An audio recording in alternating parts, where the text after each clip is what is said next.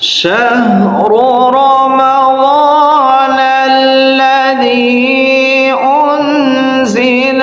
فيه القرآن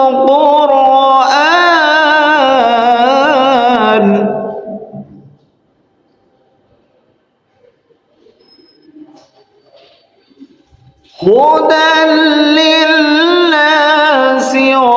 وبينات من الهدى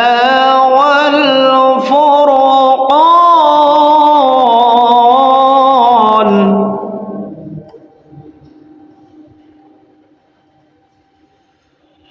فمن شهد منكم الشهر فليصمه ومن كان مريضا أو على سفر فعدة من أيام أخر